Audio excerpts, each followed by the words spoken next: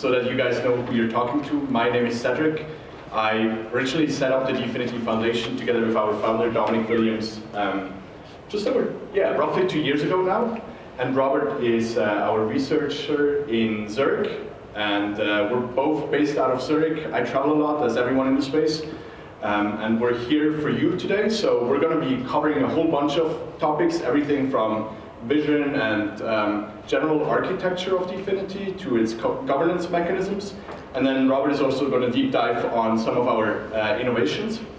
But what's very important to us is that we're here for you, so whenever you guys have a question, just jump up or let us know and we'll answer that right away.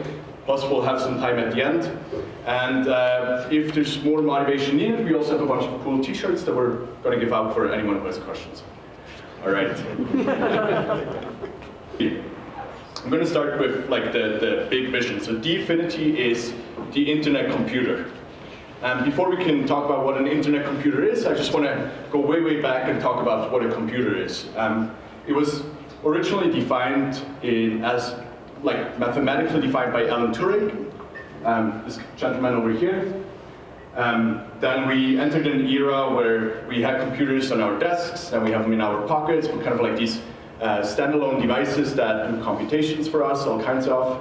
Then we entered an age which we could be seeing as the Web 2.0, where we have a cloud architecture, meaning we have a set of computers that create a static group or static network and then do computations for us. And now the internet computer is what we think of a dynamic network of computers that never stops, that dynamically group together and start and stop individually and help us execute applications on a global scale, unstoppable, completely decentralized applications.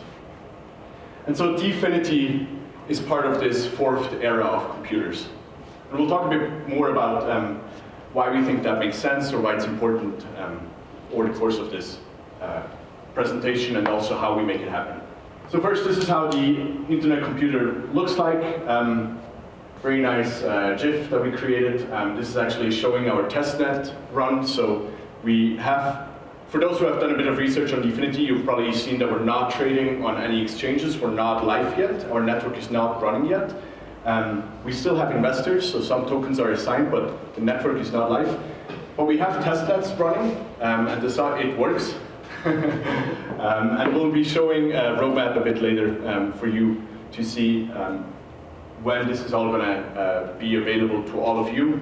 And then also Robert is going to show you a bit more details about this testnet and what it's actually capable of right now. But on the big picture, an internet computer is a network of computers. Each and every one can be a server. It could be as simple as your desktop computer or laptop. They all use a protocol. They all use the same client software to connect to each other. And we call those mining nodes. So mining in DFINITY means you're running the DFINITY client, and it connects to other computers in the network, and they together execute some applications. And one of the big benefits of having this internet computer or having this decentralized world computer is that they're inherently resistant to faults or interruptions. Because it dynamically starts and stops and regroups itself. There's no way for it to ever be shut down once you reach enough traction, once enough people are convinced that there's value in this network. And the way DFINITY scales, I'm sure you're all somewhat familiar with Bitcoin and Ethereum. And Ethereum originally introduced this idea of smart contracts. DFINITY goes a step further and talks more about distributed apps and kind of more capable applications that can be run on this distributed computer. And one of the ways how it scales, and Robert will later on talk more about how it scales much better than existing technology and what's different about DFINITY,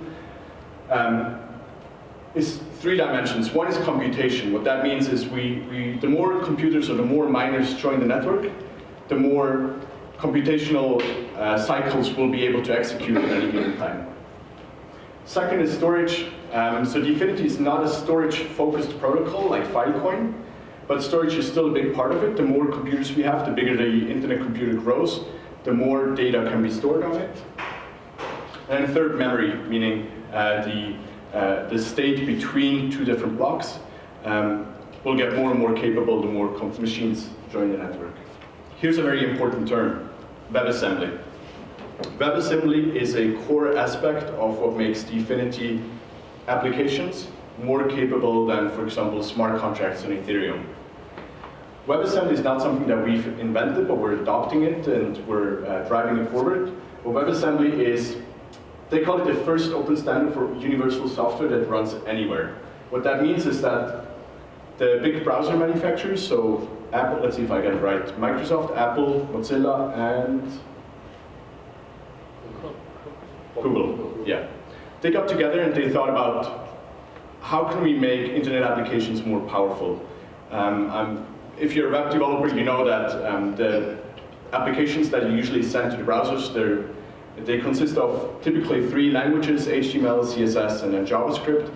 And all these languages get compiled or executed at runtime, meaning they're pure text files, and it's kind of hard for the browser to read those at the same time as they're already supposed to be executed.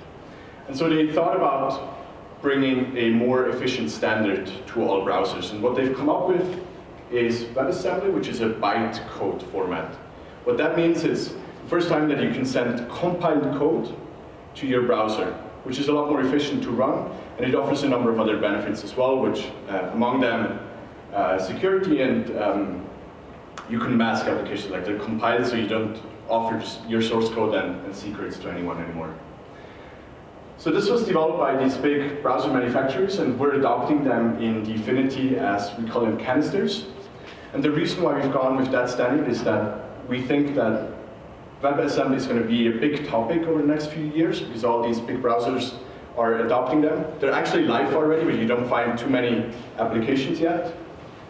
And we want to be not just yet another platform that you have to learn. We don't want to be just yet another standard that you have to first understand. We want to make it very easy for the biggest group of developers on the planet, which are web developers, and that's why we're adopting the same standard. Why? Or beyond the efficiency and the higher throughput that you reach with WebAssembly, there's a few other advantages. One of them is that because it's a byte format, you can use a number of higher level languages to then compile it into WebAssembly. So what that means, not all of these are available, but there's going to be a number of compilers that you can use to use any of these higher level languages to produce WebAssembly. So, for example, if your language of choice is Java or C++ or Haskell, in the past you had to have used something like JavaScript or HTML to produce web applications. Now in the future you can stick to Haskell or Ruby or Java, and that also means that you can open it up to a whole new set of applications. Because for machine learning, typically you wouldn't want to use JavaScript, or maybe there's not as many libraries available as for Python. So in the future you can just stick to the language and the framework that makes the most sense, and then compile it into WASM and send it to the browser. Yeah, that's just an example of how WASM bytecode looks. And then the way we bring this to DFINITY is kind of twofold. One, we're going to have these canisters or actors, or that's our name for what smart contracts are on Ethereum. So a way to deploy applications onto a blockchain infrastructure, onto a decentralized infrastructure. That's what's happening here. So you're going to have your business logic, and you're going to have your database or state or long-term information. And then you're going to have ports. And these ports are there to interact with whatever interface you choose, but the most obvious one is probably a browser, so you could open a port 80 or 8080. And then you can use the same technology that you've used here, WebAssembly, to write stuff in your browser, and then interact with the blockchain, and use that as an interface to your business logic on the blockchain. So what are some of the benefits of running on this decentralized world computer versus your traditional Web 2.0 or even Web 1.0 infrastructure where you have one or just a static set of servers? We think that one, security is going to be improved because it's a much more transparent environment, so people can generally see what you're doing and they can help you improve it. Whereas in the traditional world, it's all protected and you're always working on an application per application basis, and you need to work on your firewall and your network settings. all that, and in DFINITY that's all taken care of by the internet computer, so you can focus more on business logic. The second reason could be reliability, whereas in the traditional world you always have to worry about backups and uptime and network connections and Wi-Fi,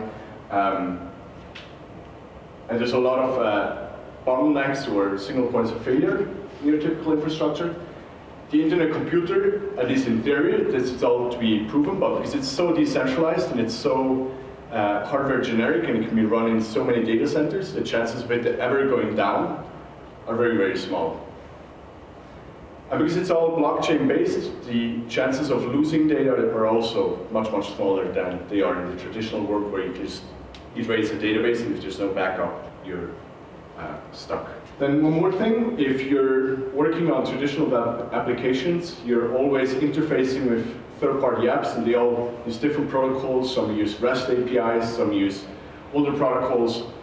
With DFINITY, because it's all going to be hosted on the same computer, it's a lot easier to operate or interoperate with each other, with other applications, interface with other applications. And last but not least, privacy. So because cryptography is built into the internet computer or these distributed systems, you can make use of that and protect what you need to protect. Whereas in the traditional world, it's always a matter of you figuring out what's right for which application, and there's no kind of generally available toolbox that allows you to securely protect your data. Can I ask a question? Yes? Should I go back? Yeah, the previous slide was about why decentralized. Yeah. All 4 points. I mean, reliability to a certain extent, the decentralization and the redundancy provides reliability.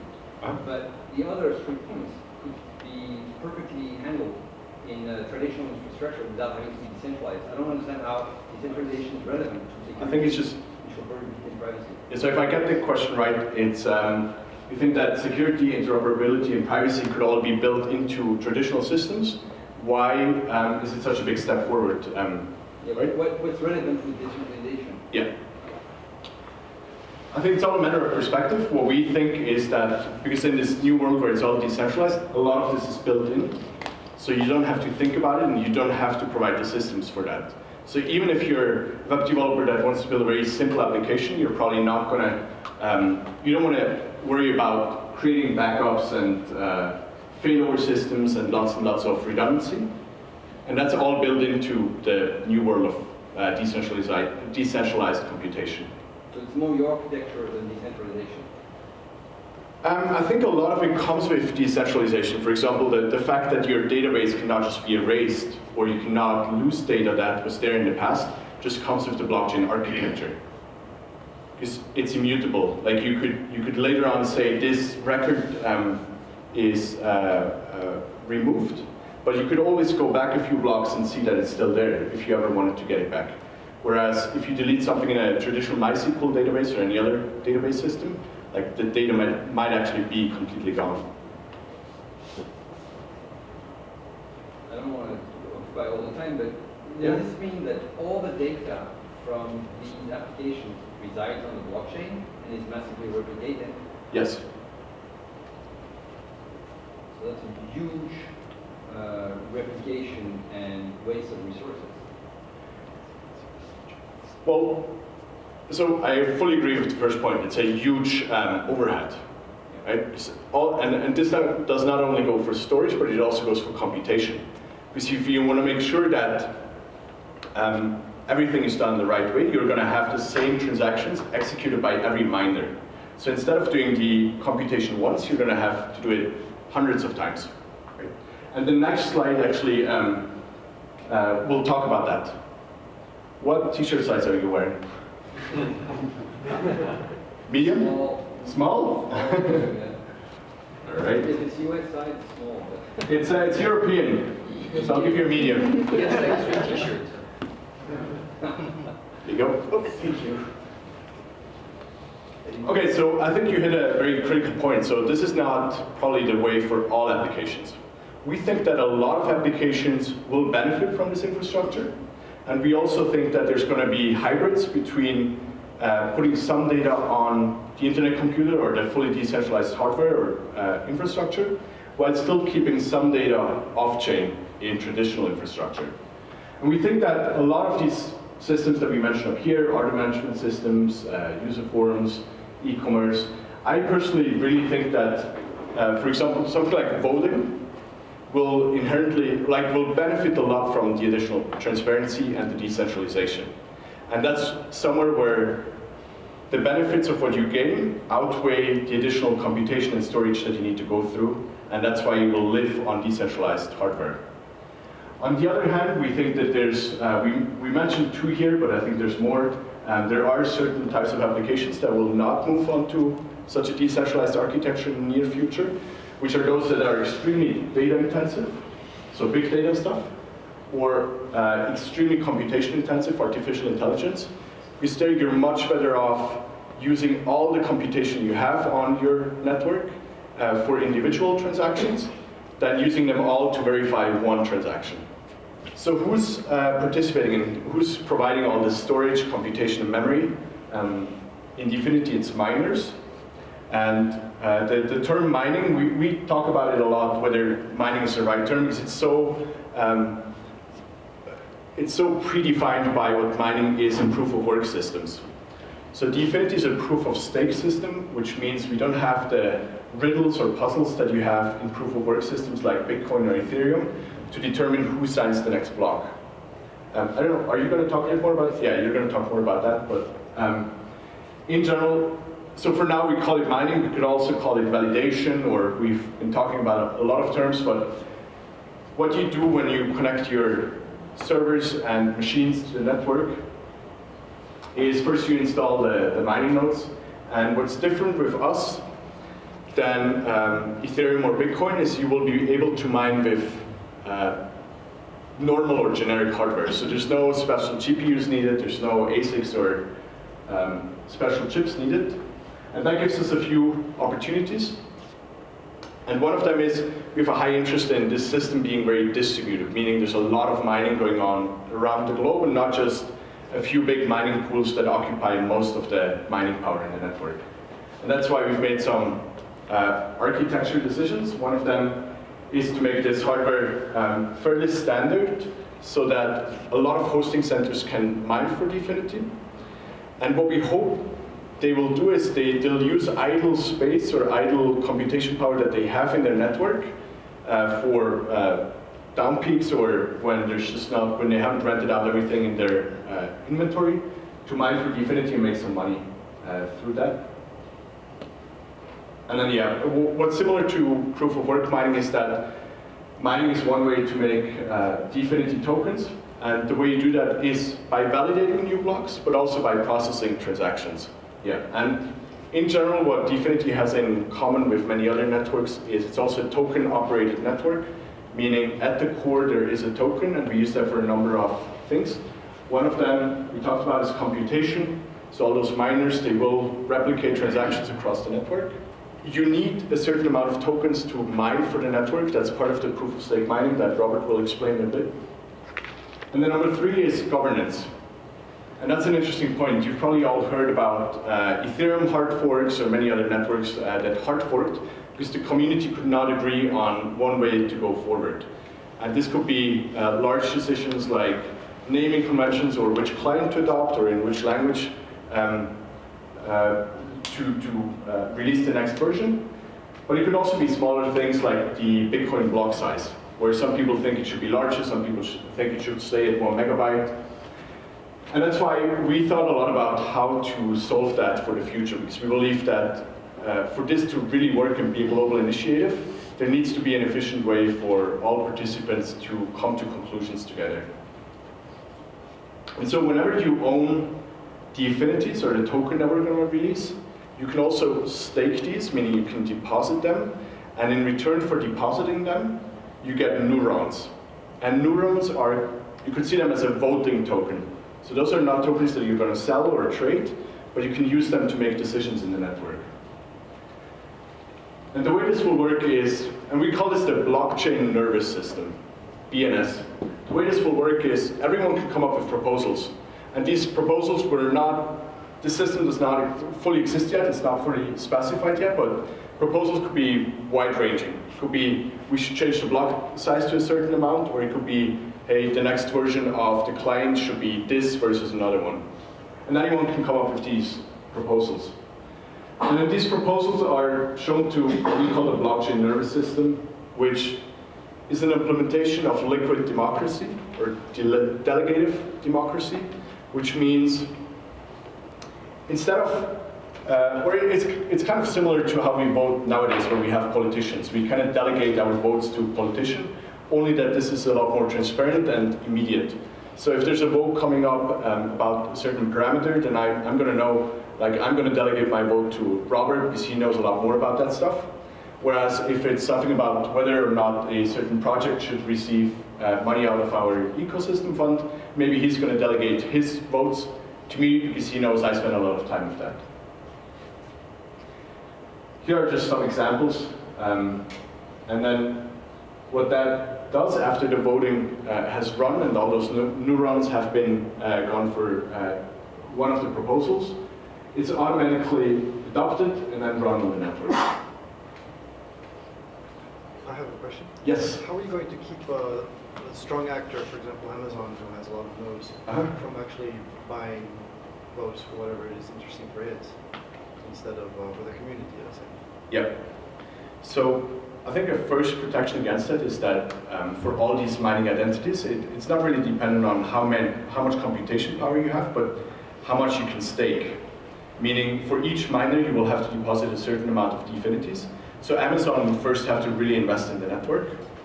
And even then, I think, because once you have that many tokens on your balance sheet, you want to do what's right for the network. You want the amount of, or the value of a token to increase.